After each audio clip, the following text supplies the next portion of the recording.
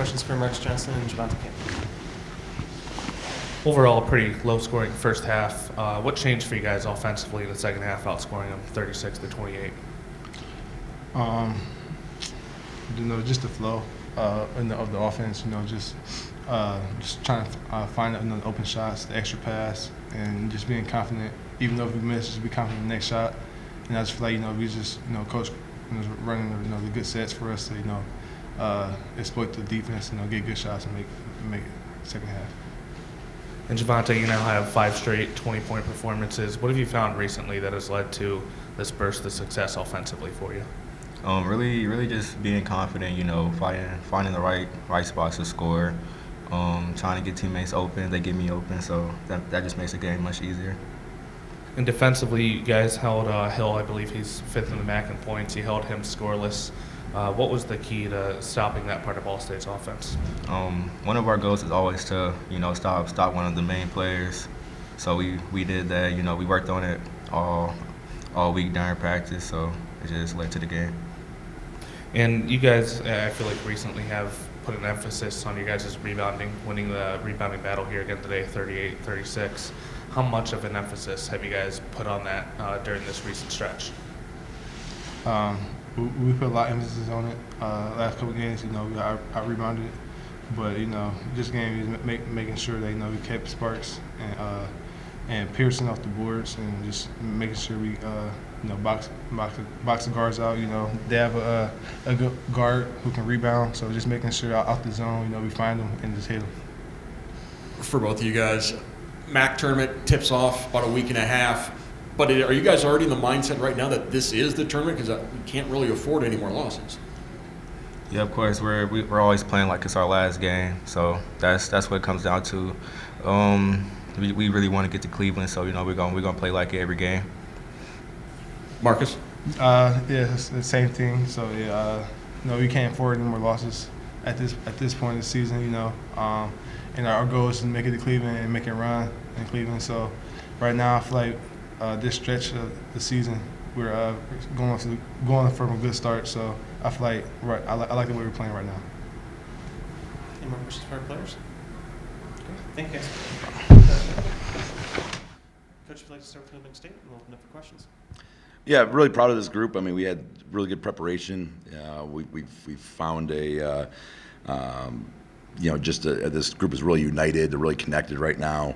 Their intensity is phenomenal. I feel like the chemistry and our discipline right now is really strong. We're making good choices, and they've really bought into this defense that we're running now, and I think it's having a good result. And it's mainly because of their effort in it. So, Coach, you guys offensively really felt like both teams, I guess, in the first half kind of hit a rut. Was there something that changed in the halftime? Was there something that you guys said that got the offense going, or was it just better looks? Yeah, I mean, I just felt like, when shots aren't falling, and that's part of the game, and you got to credit Ball State. I mean, you have two teams fighting for their lives. And at this stage of the year, when you got teams like that, the defensive end is the first side that really gets ramped up in intensity, which makes it tougher to score. And the physicality was something that was a factor today on both ends, because the teams are playing hard. And so you've got to do everything even more disciplined, cut harder. You've got to set better screens, wait on screens, communicate, all those things. And I thought we just got a little bit better focus second half.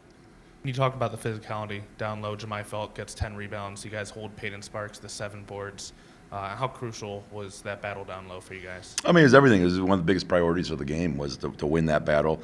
And we challenged Marcus, Jemai, those guys to win that one-on-one. But we send double teams, and our guys are scrappy. They're putting their hand in there, and they're just deflecting balls and just making it really difficult. And as a big guy, that puts a lot of doubt in your mind. If I'm gonna make this move, is someone gonna come and take the ball? And so we were just trying to make it unpredictable, and the guys did a good job with that. And you guys only had 8 turnovers today. Ball State only scored 5 points off those turnovers. How pleased have you been with the ball control in the past couple games? Yeah, and you know that's part of our DNA of our programs over the years. We always start with taking care of the ball, and at their place we turned it over 10 times in the first half, which is very uncharacteristic of us, and so to have only 8 is a really strong number, and to out rebound them. So you're going to when you win the possession battle, you're going to give yourself an opportunity to win the game. And I believe it was Felt, Campbell, and Green. Could be a different player, but I think it was those 3 guys with 3 fouls each. I think 16 minutes to go. None of them end up getting in real foul trouble. How happy were you to see the team stay out of the foul trouble and be able to keep momentum going? Yeah, and that's part of our defense. Lends to a little bit less fouling. Putting guys on islands. It's such a connected deal. We have pockets and some variations of it that we can hide some guys, and so that's been good for us. And I think that's allowed us to keep guys on the floor. And I think that's an underrated thing that's helped our season here is to be able to keep guys on the floor with foul trouble. You mentioned better team chemistry coming together a little bit. Can you point to any particular time or any particular reason why you guys have started to play better basketball at this point?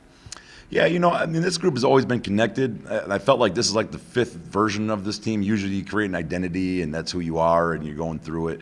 With so many key components, you're talking about not only just losing guys, but you lose your point guard, or you lose your 2 captains. You lose, a guy like a Yo-Yo early on who's supposed to be a focal point of score. You lose guys like Dejan, who was a senior leader, and our toughest guy on the perimeter. So you lose those things, you lose your identity, and this is about the 5th or 6th variation of this team to say, hey, this is who we are.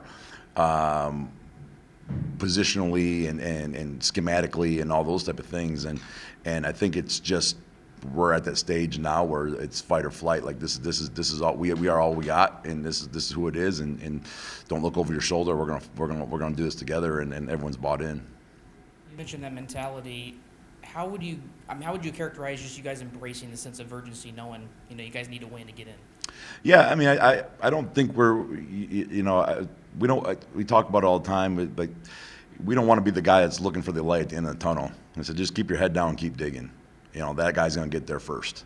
And so, that's kind of our mentality. We don't really talk about, too far in advance. And so we want to be good till the next media timeout in Northern Illinois. That's where my head is right now. We want to win that 20-16 on Tuesday, and then my job right now is to figure out how to do that, and that's what we're trying to instill our players. Let's just be good the next possession. Javontae obviously has been a walking bucket in recent weeks. What makes him so special, especially dealing with an injury as well? He's a perfect fit for what we do. We love attacking guards like that, and we put him in space, but he gets to finish a lot of the plays. He had 7 assists on against Eastern, setting those shooters up, and those guys go 4 for 4, 3 for 5. This game they say, okay, we're not going to take away shooters. Well, then he's going to get 26. And it's because you have the shooters around him. You have weapons, guys like Marcus that people are keying on.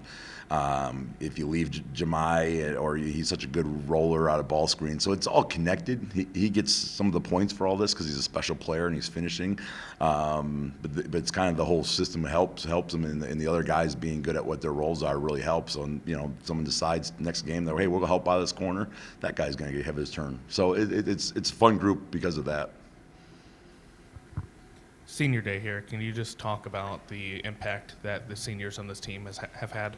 Yeah, the Marcus and Dejan, walked today, and Dejan is kind of a heart and soul guy, toughness. He's brings that grit, that fire. Taking charges, diving on the floor, making timely shots. Going into this game, he was number 1 in the MAC in 3-point shooting. He's been a warrior for us. A lot of guys would have packed it in. He was hurt for 3 months, and he lays it on the line and says, I'm coming back to help this team, and thank goodness he did. And Marcus Johnson is comes in, and it's hard. You're making a leap from Division II to Division I, and he's thrust into a role with all the injuries that he's had to probably play a lot out of position, play a ton of minutes, do a lot of different things out of necessity, and he's been nothing short of spectacular with that, and he's such a fun weapon to you move all over the floor, and we're very thankful for both of those guys. Coach. All right, have a great weekend.